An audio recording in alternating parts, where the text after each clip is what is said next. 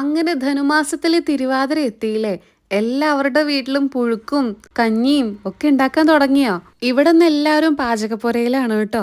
പുഴുക്കും കഞ്ഞിയും കൂവ വിറകീതും എന്ന് പറയാൻ പാടില്ല എന്ന് എപ്പോഴും മുത്തശ്ശി പറയും. വിറകീതും ഒക്കെ ഉണ്ടാക്കിയിട്ട് നമ്മളിന്ന് തകൃതിയായിട്ട് എല്ലാം കഴിക്കാൻ വേണ്ടി പോവാണ്. ശിവപാർവതീനെയൊക്കെ നമ്മൾ സ്മരിച്ചും കൊണ്ടാണ് നമ്മളെല്ലാം ചെയ്യാറുള്ളത്. രാത്രി കുറേ പരിപാടികളൊക്കെ ഉണ്ട് കേട്ടോ. ഉറക്കൊഴിച്ച് പാതിരാപ്പൂ ചൂടുക, പിന്നെ അതുപോലെ തന്നെ തുടിക്കുക. നാളെയാണ് കേട്ടോ തുടിക്കലൊക്കെ. നമ്മൾ നല്ല രസമാണ്, എല്ലാവരും കൂടെ ഒരുമിച്ചാവുമ്പോൾ ഒരു പ്രത്യേക രസമാണല്ലോ. നിങ്ങളെ വീട്ടിൽ എന്തൊക്കെയാ തിരുവാതിര സ്പെഷ്യൽ ആയിട്ട് ഉണ്ടാക്കണത് എന്നുള്ളത് കമന്റ് ചെയ്യാൻ മറക്കരുത്. ഇപ്പോൾ ചക്കയ്ക്കൊക്കെ എന്താ വില അല്ലേ? 100 രൂപയൊക്കെ ആയിരിക്കണം. ഇന്ന് അച്ഛൻ അമ്പലത്തിൽ പോയപ്പോൾ ആദ്യമായിട്ട് ചക്ക കൊടുത്തിട്ടുണ്ടായിരുന്നു. അത് നമ്മൾ തിരുവാതിരയ്ക്ക് കൊടുത്തു, മറ്റത് നമ്മൾ നാളെ സാമ്പാർ വെക്കാൻ കൊടുക്കും. അമ്മയുടെ ഈ ഒരു സാരി എല്ലാവർക്കും ഇഷ്ടമായോ? നല്ല ഭംഗിയുണ്ട്, കുഞ്ഞു കുഞ്ഞു പൂക്കളൊക്കെ ആയിട്ടുള്ള പ്രിന്റ് ഉള്ളത് കേട്ടോ. നല്ല ഭംഗിയെ കാണാൻ വേണ്ടിയിട്ട്. ജോർജറ്റ് ടൈപ്പാണ്, നമ്മളുടെ ശരീരത്തിൽ ഒട്ടിക്കിടക്കും. 2-3 തവണ അത് കഴുകി നോക്കിയിട്ടുണ്ടായിരുന്നു കേട്ടോ. ഒരു കേടുമില്ല. ലിങ്ക് ഞാൻ ലെഫ്റ്റ് സൈഡ് കൊടുക്കാം. നല്ല ലാഭ.